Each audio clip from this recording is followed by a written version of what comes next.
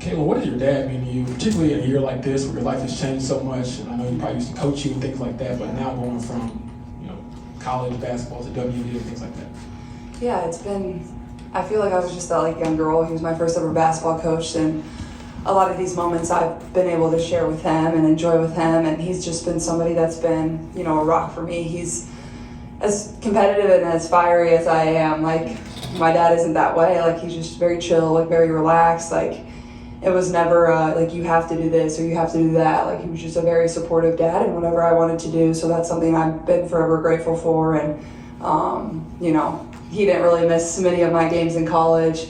Obviously, he's missed a few more in the WNBA just because it's a little bit of a harder schedule. But they still have, I think they've been at every single home game to start. And he's just been amazing, kind of my rock and my person, definitely about basketball and about sports. And that's just kind of a love that we kind of shared together. So he means the world to me. Is he here today? Yeah, he'll be here. Yeah.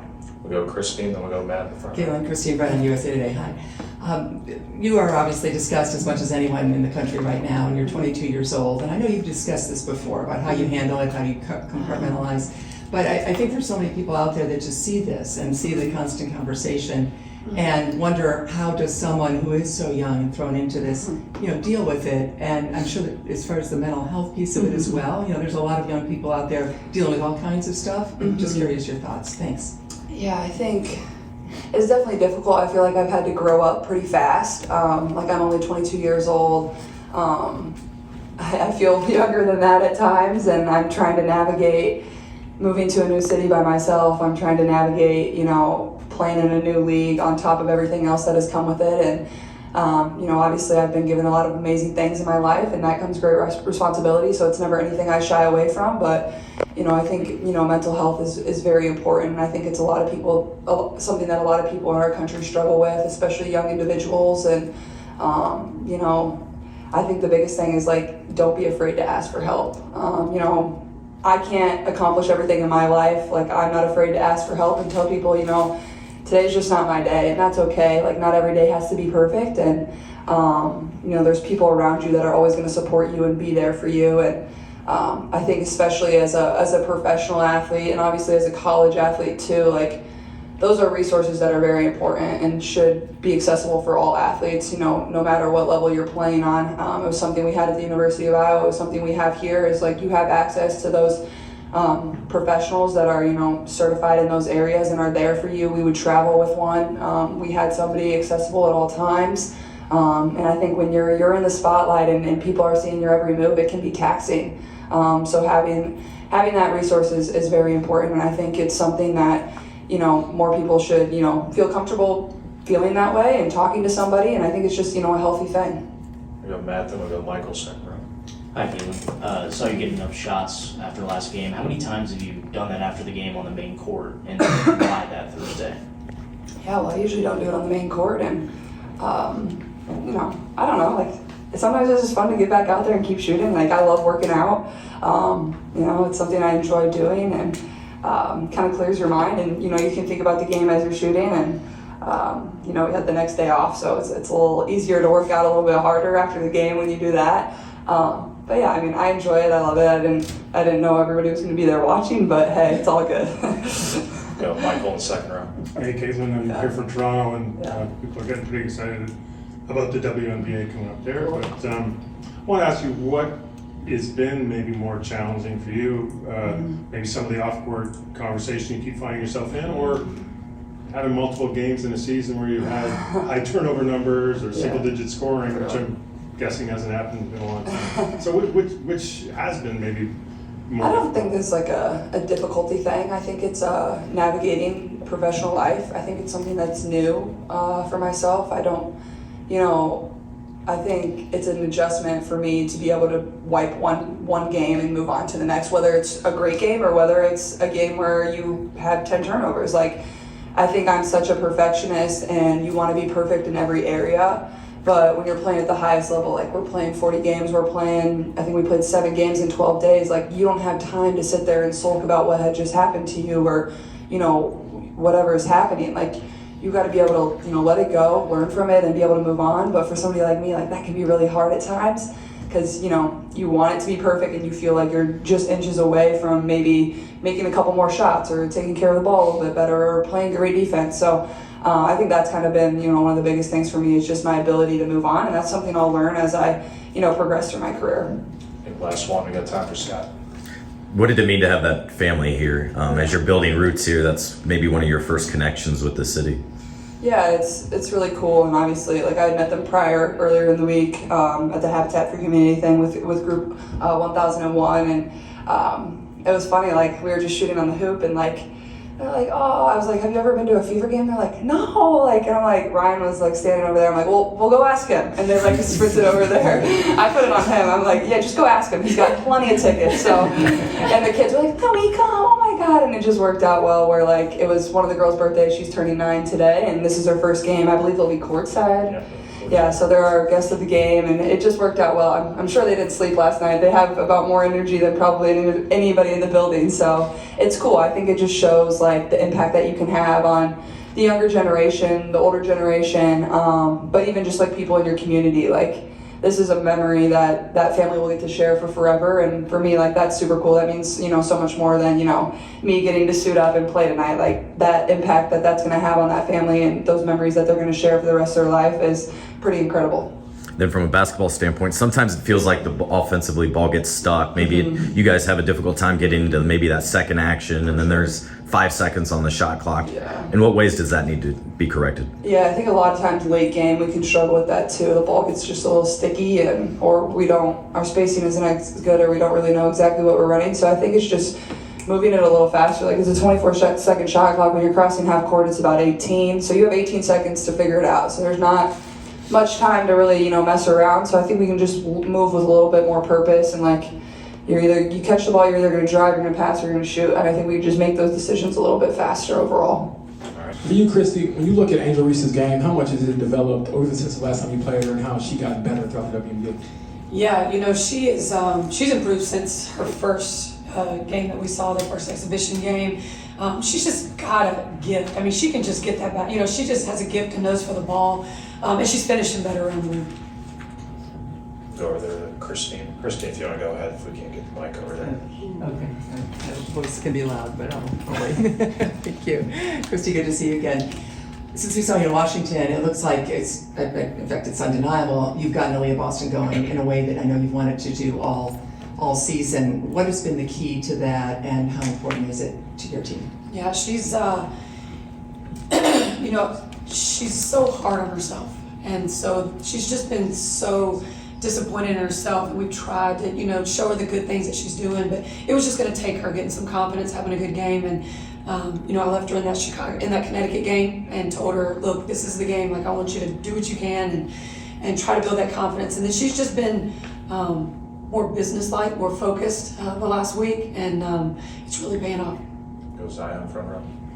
Christy, when it comes to Chicago having Reese and Cardoso down low, just the rebounding effect that they can have, what do you need to do to just be able to limit the second chance opportunities they have in this game? Yeah, we've got to make sure that on the rise of the shot that we have 5 people blocking out. Like, that is our goal.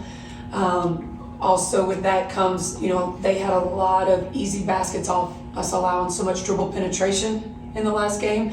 Our posts were having to step up, and Cardoso just makes it really easy to throw up to her right there when that post leaves that low post area. So just keeping bodies in front of us is our goal, and then all 5 boxing out. Matt. Hey, Christy, with the proximity of Chicago to Indianapolis and rivalries that are always good for building the game, do you see that this could be a rivalry in the making between the Sky and the Fever? Well, I spent my first 6 years in Chicago, and this was a huge rivalry, so it's been one for quite some time. And, 2 really good teams, 2 young teams, just trying to figure it out with great players on, just getting better every game. So, yeah, for sure, this is definitely a good rivalry. Back on the left to Lou there. Coach, how do you react to the fact that every game you've been in, there have been either record crowds, full houses, and do you ever take a moment to pause and look around the building and see that? And given that you've been around for a while, you haven't seen that every day through your career, but it's definitely different this year. Oh, for sure. It's a wonderful thing. It's a great thing to walk out there. You know, our first couple of exhibition games were sold out crowds, and going into every arena and seeing Fever jerseys, even on the road. I mean, it's really exciting for our game. Our players, they deserve that.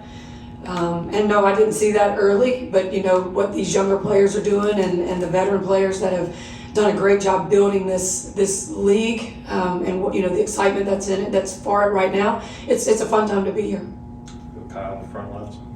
Christie, it's been a couple weeks since we talked, but last time we did talk, you gave kind of an impassioned speech about how this group will improve. I think at the time, you've only had that one win against Los Angeles, and since then you've been able to pick up a few. Seems like you guys are starting to finally turn that curve and start to develop. How has that happened? Well, the schedule had a little bit to do with it, I think. I think we've got 3 wins out of our last 5 games, and those 2 that we lost were Connecticut and New York again. So you build some momentum, and then you go play, you know, the best teams in the league. That's really tough for this young team. It's just timing and playing together and getting to know each other and understanding where each other are going to be on the court at different times. It just takes time. I mean, we did a great job building a foundation last year. Didn't really show up till after the Olympic break. You know, expectations are just a lot higher for us right now from the outside world, and we've got to keep those expectations in check. And then I guess you talked a little bit about how this is a rivalry, and it has been for a while. Is your role as a coach and your approach to a rivalry game any different? Does anything change?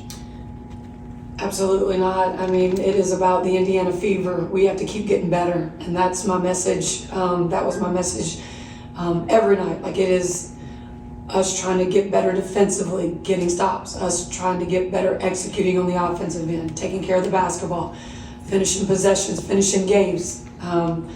Getting those 3 stops at the end of that game against Atlanta the other night, that was a huge step forward for my young team.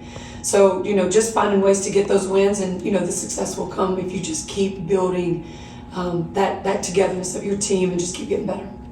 Go Andy on the right here. Christie, you talked about just the greatness of having the added eyes on the game and what it means to the players and how the players deserve that. Another aspect to that is just the added conversation that's coming with it. How do you prepare your players for that added scrutiny, added attention, added conversation across the board? You know, we've tried from day one just to say, let's do the best we can to just, you know, keep the noise out. That's noise, and it's also, you know, the expectations from everyone on this young team. It's really hard. I mean, I you know, social media and then where that's coming from is just a part of our society today, and so you just have to figure out how to manage it and find people around you that are going to tell you the truth, and you believe them and not what, you know, people are just saying randomly that you don't know. Just in the day that you guys have had off, how would you say the team came together? Yeah, being able to hold ourselves accountable, look at ourselves in the mirror individually before we look at ourselves as a team. Consistently, we have had slow starts, and just trying to see where we can fix that. So I think we're going to come out definitely punching first, but I think just putting two halves together is going to be what's important for us. What do you think, just being part of that starting rotation, needs to happen to get stronger starts? We just got to come out with more energy. It starts in warm-up. It starts at night. You can't just get ready for the game when the ball tips up. So just having better preparation, making sure we knowing our scouts, knowing the plays, listening to the coach, and just being able to go out there and just play hard. Your coach was in here a few minutes ago saying that she believes you're at the top of the list when it comes to the Rookie of the Year race. How much that gets you internalize that and maybe want to just continue to stamp that? Because she said it's going to come with just sustained excellence. Yeah, I mean, coming into the league, I just wanted to just be the best Angel I could be. Not really put any individual accolades on myself. I wanted to come in and bring a championship and help bring championships to Chicago, and that's always and still going to be my goal. I don't care about my individual accolades. I mean, I don't even get to enjoy them. I don't know the records I've set. I don't really know that stuff just because I try to focus on the team. And we've been losing, so it doesn't matter to me. Anything about me being Rookie of the Year or anything, I don't care about that. I want to win. So tonight's going to be really important for me to help the team win, and then just being able to come together collectively to do whatever it takes to do this. She was also talking about how like your rebounding is a want to and how that is going to translate wherever you play. How else have you seen yourself making this jump to the W and learn and grow and be able to have this kind of success? Yeah, I mean, I think just coming into the league, knowing that nobody was going to lay down for me, knowing that this is a super competitive league and understanding the talent here in the league, this is what I wanted. I came to the WNBA because I wanted to be challenged. I mean, in college, I did everything I wanted to do. I won a championship. I set records. I did everything I wanted, and I wanted to start rock bottom. And being able to do what I'm doing right now, knowing that this is just me raw. Like, I haven't even touched where I can go and my potential. So just being able to kind of see where I'm at right now, can kind of give myself a little bit of grace, but still knowing like I have much more improvement. Did the level of play and competition that you had at LSU and just playing for Kim Mulkey help make your transition to the league any easier? It might not have been a competition. It probably was practice. Practices were very, very intense at LSU. I posted the other day on Twitter, like, we used to practice for 3 hours sometimes. Like, we was going hard, especially in the summertime, especially October, before the season started. Like, Coach Mulkey prepared me for this moment, and that's why I even said training camp wasn't as hard as I thought it was going to be, because I was used to long practices, long days, long hard work. And Teaspoon, I mean, you know that they have a relationship as well, so they kind of pull some things from each other too. So I was prepared just because I had a great college coach and I had a great experience at LSU. And then I just talked with Kennedy, and she talked about how you and Camilla both have really grown even just in this young season. Having the support from your teammates here in the W, has that also kind of helped ease your transition? Yeah, I mean, I feel accepted here. I feel loved here by everyone, not just even my teammates. As you can see, vets love me too. Other coaches from other teams, they love me too. So being able to be welcomed with open arms here is just something I've always wanted. Obviously, I didn't know coming into the league that they would love me so much, obviously, because everything I had going on the outside. But they love me like their own. Everybody loves me like sisters. They text me from other teams that I don't even know like that. But being able to build relationships is something that's important, and I think it's helped me within my journey so far.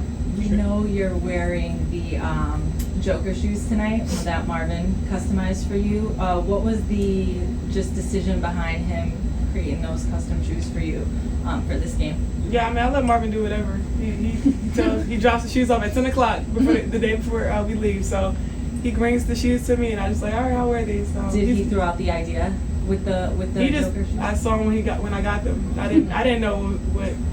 I just grabbed them and kept it pushing. I don't get into all that. Angel, through these games against the Fever and against Caitlin, you guys been kind of knocking heads as team in a team format for a couple of years now. Do they feel a little extra? Is there a little more energy, a little more juice in a game like this? Just another game. Obviously, another great day to play women's basketball. Another blessing to wake up and play the game that I love so much, and all the other women in this league and within both teams. So I'm just excited to be here. I know probably gonna break some more records tonight with the viewership, and just continue to grow women's basketball is what's important right now. Why do you think it will break records? Like, what do you think people are kind of? They love to watch us. I mean, I think we've done a great job bringing a lot of fans to the league from college. I think we've done that from both our respective schools and doing our championship runs and going to the Final Four. So I think we did a great job being able to bring the fans from college to the league, and I think they still want to see it and continue to help it grow.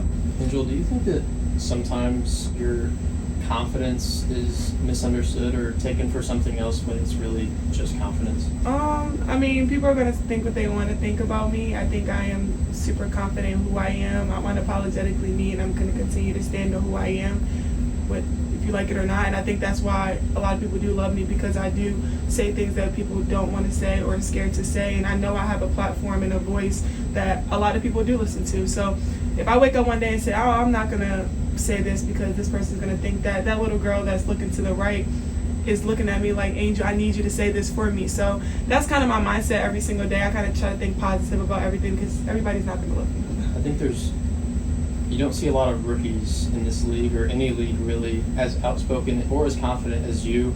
Do you kind of realize that you're kind of, I guess, different from a lot of other young players in this league? Yeah, I mean, I tried to come in, at first I came in within the team like quiet. My teammates was like, you're not quiet. So I tried to fill out the room, and then they made me feel comfortable. And then even having, like I said, the vets, they made me feel super comfortable and confident within myself. Like, I can talk trash to some of the vets and they'll talk it right back to me, but pat me on the butt after. So like, It's fun. Like, I have so much fun. I think we need people like myself, and hopefully I can give confidence to other young women that are coming into the league within the next couple of years, that they can have confidence even when you're a rookie.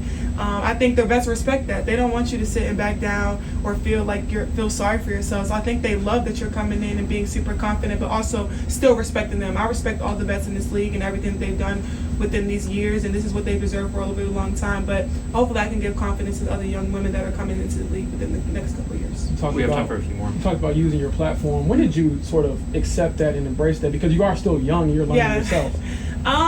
I mean, I just think that's who I am, who my brand is. I've been super confident since I was young. So I think just who I am, and honestly, just being unapologetically me. And I think that's what people love. And I think that's something that you have to embrace. And I embrace that. I love who I am. I'm confident within my skin, and just being able to be who I am, because a lot of young people aren't as confident as I am. And some people even wake up and they'll DM me like, you made my day, or like, the confidence you speak on, like, I'm too scared to say those things. So I know I have a platform, and I'm going to continue to just use my voice as best as I can.